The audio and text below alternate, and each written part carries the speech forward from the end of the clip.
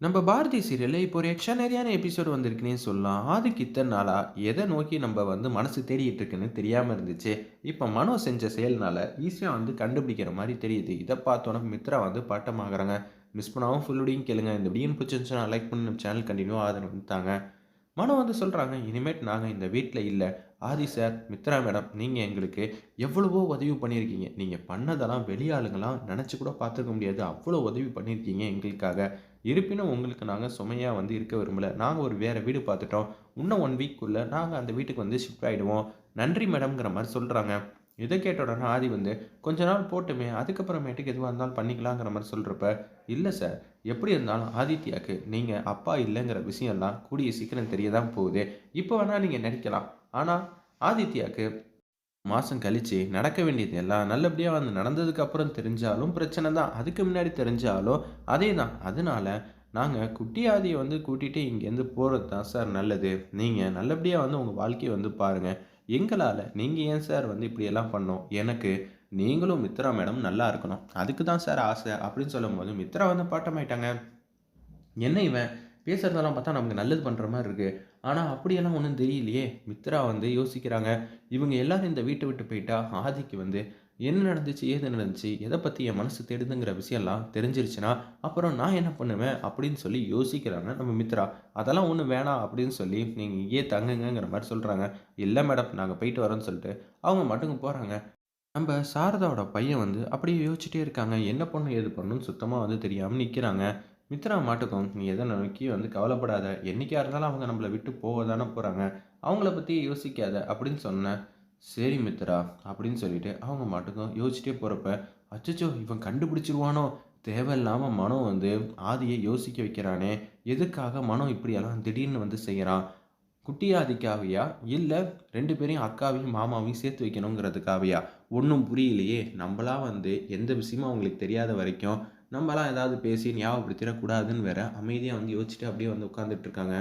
பாரதியும் ஒரே வீட்ல உட்கார்ந்துட்டு இருக்காங்க. குட்டி ஆதி தூங்கிட்டு இருக்காங்க. கீழ உட்கார்ந்துட்டு இருக்கிறப்ப மனோ சொல்லிட்டு போற விஷயத்தெல்லாம் ஆதி எப்படி புரிஞ்சுப்பாங்கன்னு நினைக்கிறியா?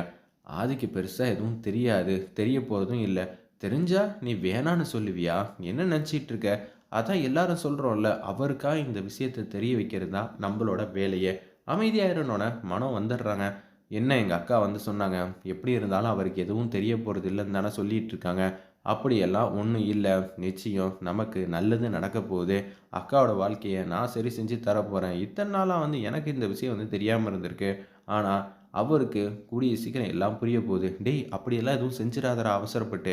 அக்கா, நான் அந்த வீட்ட விட்டு போறேன். இனிமேட்டு எங்க குடும்பத்த நான் பத்திரமா பார்த்துக்கிறேங்கிற" மாரி சொன்னேன். அப்படி சொன்னப்பயே அவங்க மனசுல ஏதோ ஒரு கவல தெரிஞ்சுச்சு. "இத என்னால உணர முடியுதுக்கா" அப்படின்னு சொல்றாங்க. ஆதிக்கு இத்தன நாளா நீ யாரு, என்ன ஏதுன்னு தெரியாத வரைக்கும் தான் உன்ன விட்டு விலகி இருப்பாங்க.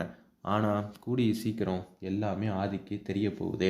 அவ்வளதான் என்னால சொல்ல முடியும். உன்னை தேடி உன் கணவன் எங்க இருந்தாலும் ஓடோடி வரதான் போறாங்க. இது வேணா நடக்க தான் போகுது அப்படின்னு சொல்லிட்டு மாஸ் பண்றாங்க நம்ம மனோ. மனோ, நம்ப ஏதாவது ஒரு நல்ல முடிவு எடுத்தா தான்ப்பா உண்டு. ஆனா, இவங்கலாம் சத்தியமா எந்த முடிவும் எடுக்க விட மாட்டாங்க. எங்களால செய்ய முடியாத விஷயத்த நீ செஞ்சு காட்டு. எங்க அக்காவோட வாழ்க்கைய நான் காப்பாத்தி தரேங்கிற மாரி சொல்லிட்டு, அவரு பாட்டுக்கும் போறாப்புல நம்ம மனோ. இது எல்லாம் எங்க கொண்டு போய் விட போறீங்கன்னு தெரியல.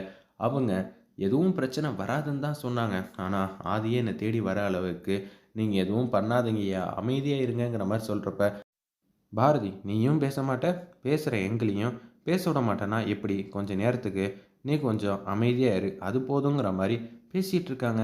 சரி ஏதோ ஒண்ணு நடக்கட்டுங்கிற மாரி கடவுள் மேல பாரத்த போட வேண்டியதான்னு சொல்லிட்டு அவங்க பாட்டுக்கும் போறாங்க அந்த இடத்துல. மித்ரா செமையா யோசிக்கிறாங்க. இது தெரிஞ்சு நடக்குதா? தெரியாம நடக்குதா? ஒண்ணும் புரியலன்னு சொல்லி சுதாகர் கேட்குறாங்க. "என்னம்மா ஆதி இப்போதைக்கு கல்யாணம் வேணான்னு சொன்னதுனாலயா?" "இல்லண்ணே அது மட்டும் பிரச்சனை இல்ல. இங்க நடக்கக்கூடியதெல்லாம் பார்த்தா எனக்கு சாதகமா எதுவுமே நடக்கல. ஏன் என்ன ஆச்சு? ஏதாச்சுங்கிற மாரி கேஷுவலா கேட்குறாங்க. நம்ப சுதாகர் அப்பன்னு பார்த்து நடந்ததெல்லாம் சொல்றாங்க. ஏம்மா பாரதியும் அவங்க குடும்பமும் இங்கேருந்து போனா, நமக்கு நல்லது தானே! அப்படியெல்லாம் எதுவும் சொல்லிட முடியாது. எதுக்காக மாப்பிள்ளை இந்த கல்யாணம் வேண்டான்னு ஒருத்தர் சொன்னாரா? அப்படின்னு சொல்லி சுதாகர் கேட்கும்போது, அவர் மனசுல ஏதோ ஒரு குழப்பம் இருக்கு. அது பாரதி சம்மந்தப்பட்ட குழப்பம் தான். அது நமக்கு நல்லாவே தெரியுது. ஆனா, அவருக்கு இந்த விஷயம் என்ன ஏதுன்னு தெரியறதுக்குள்ளேயே, நம்ப கல்யாணத்த தடபுடலா பண்ணி முடிச்சிரணுங்கிற மாரி தான் யோசிச்சோம். ஆனா நடக்கிறதெல்லாம் பார்த்தா அப்படியெல்லாம் தெரியுமான்னு தெரியலையே! என்ன சொல்ற? அதான் நான் இருக்கேன்ல, நீ இருக்கன்னு விஷயத்துல முடிவெடுத்துட்டாருன்னா மாத்தவே முடியாது. என்ன பிரச்சனைன்னு தெரியாதப்பயே அவர் இப்படியெல்லாம் யோசிக்கிறவரு, இத நோக்கி ஸ்டார்ட் பண்ண மாரி ஆயிடுச்சு. அவரு திருப்பியும் பழசெல்லாம் தெரிஞ்சுக்க போறாரு. அப்படி தெரிஞ்சுக்கிட்டாருன்னா, நம்ப என்ன செஞ்சாலும் அவரோட மனச மாத்த முடியாது அப்படின்னு சொல்லிட்டு இருக்காங்க. இது எல்லாம் எப்படி வந்து நடக்குது? எனக்கு ஒண்ணும் புரியல அப்படின்னு சொல்லி மித்ராவும், சுதாகரும் பேசிக்கிட்டு இருக்காங்க. ஆனா, யாரும் வாழ்க்கையில வந்து விளையாடணும்னு மட்டும் முடிவு பண்ணிட்டாங்க. பாரதி என்னம்மா நினைக்கிறா? அப்படின்னு சொல்லும்போது, இல்லண்ணே பாரதி வந்து என்ன நினைக்கிறாங்கன்னா, எனக்கான வாழ்க்கைய வந்து விட்டுக் குடுக்கணும்னு தான் நினைச்சுக்கிட்டு இருக்காங்க. அப்படியா நினைக்கிற? அப்படின்னு சொல்லி கேட்கும்போது சுதாகரு, ஆமாண்ணே. ஏன்னா, எனக்கு இந்த விஷயம்லாம் எதுவுமே தெரியாதே. அவங்களோட பாஸ்ட் சம்மந்தப்பட்ட விஷயம்லாம் அப்படின்னு நினைச்சிட்டு தான்